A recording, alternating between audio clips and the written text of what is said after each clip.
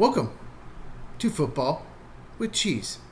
In this video, we're going to recap the offseason for the Detroit Lions, the last team in the NFC North.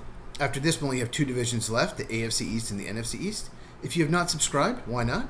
Do so now. And enable alerts so you never miss a video.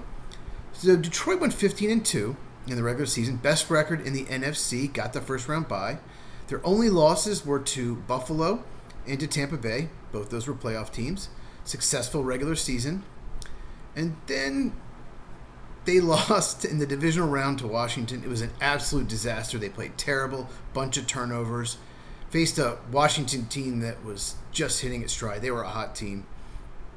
And that was it for their season. Very disappointing. Basically, Lions fans, I've talked to a few of them, it was Super Bowl or bust. And obviously didn't even win a playoff game. I really think their best chance was the 2023 season. They were in the NFC title game, if you did not know, at San Francisco and had a huge lead and completely blew it. And I think they would have gone on to beat the Chiefs in the Super Bowl. I don't think it would have been a good matchup for the Chiefs. We'll never know. But back to this year, Jared Goff, their quarterback, has 3 or 4 just horrible games a year. Otherwise, he's very good.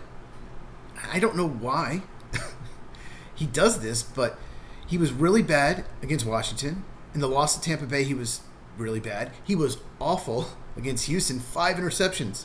Not 3, 5. But they still won because Houston played like shit. I still will not forget that game. I could not believe it. So the Lions need Goff to play well. If he does, they're very likely to win because the roster is really good. In free agency, they lost starting corner Carlton Davis to New England, but they signed DJ Reed from the Jets. To me, that's a slight upgrade. I think Reed's a little bit better player than Davis to this point. The only thing with Reed is he's been a number 2 corner his whole career. He's probably going to have to be the number 1 corner for Detroit. They lost right guard Kevin Zeitler to the Titans. Even though he's 34, he had a really good year. Very likely his replacement won't be as good, so there could be a downgrade there at right guard. More on that in a second. They re-signed Marcus Davenport, chose not to re-sign Zadarius Smith. Davenport and Smith both have had trouble staying healthy. But to me, Zadarius Smith's just a better player. Davenport wasn't very good last year when he was healthy. They have, for some reason, not really addressed the defensive end opposite Aiden Hutchinson. That's really their biggest weakness on defense is another edge rusher on the other side. In the draft, they could have gone edge rusher, and they went Tyleik Williams, nose tackle, Ohio State. It was a surprise pick, but I get it.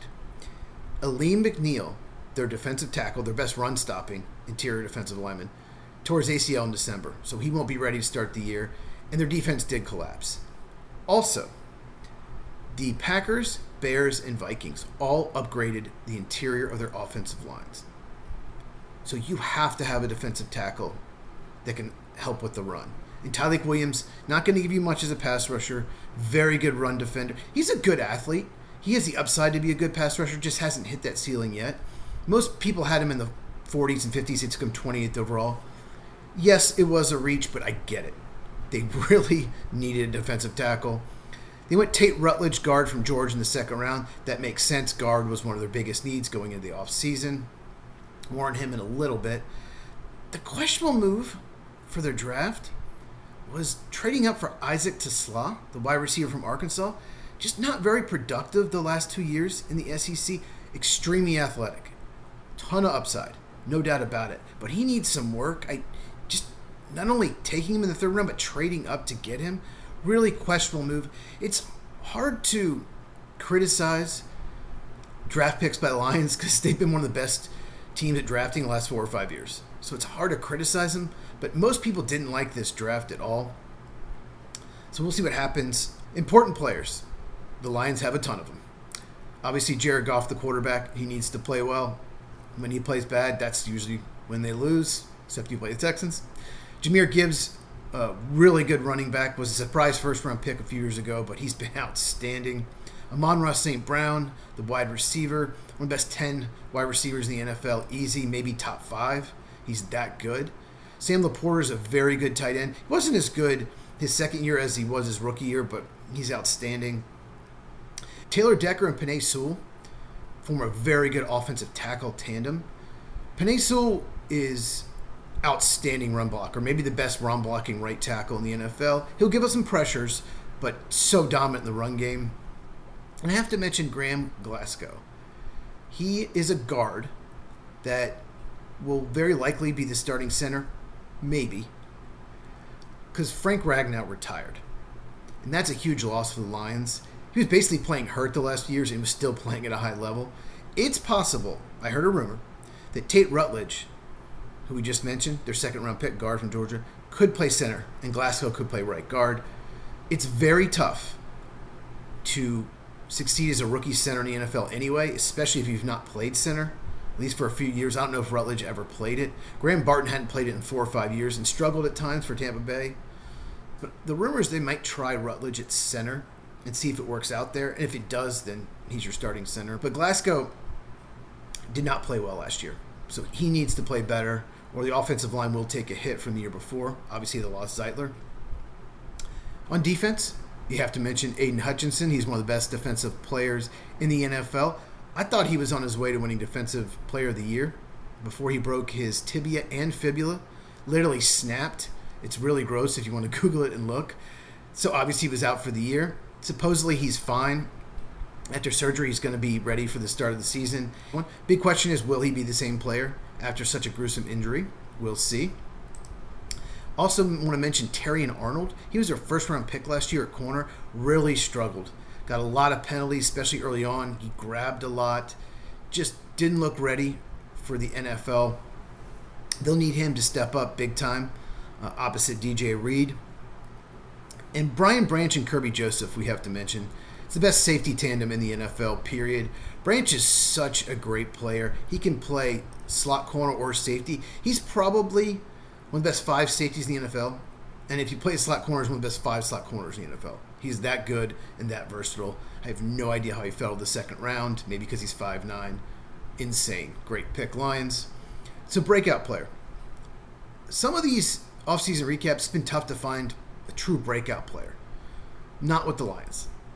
Really easy pick. Christian Mahogany is going to be their left guard. He was a 6th-round pick of Boston College last year.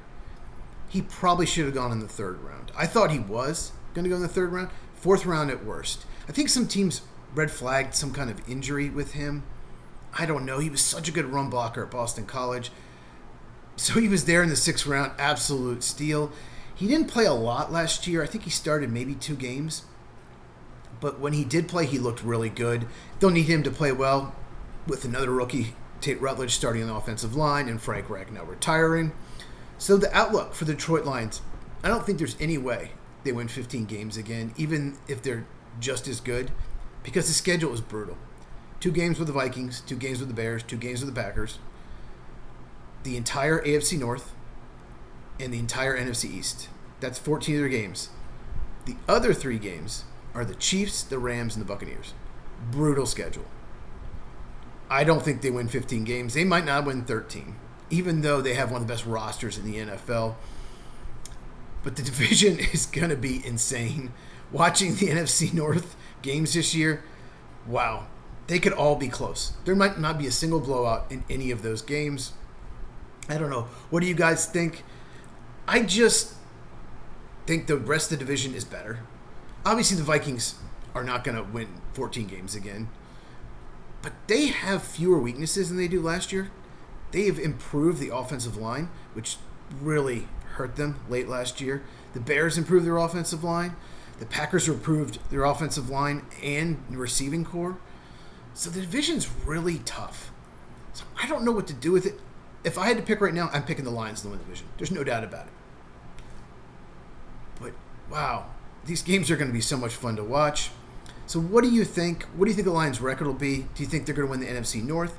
If you have not subscribed, please do so now. Enable alerts so you never miss a video. If you enjoyed this, please give a thumbs up. Really helps out the channel. Share this with anyone who loves football as we continue to grow football with cheese.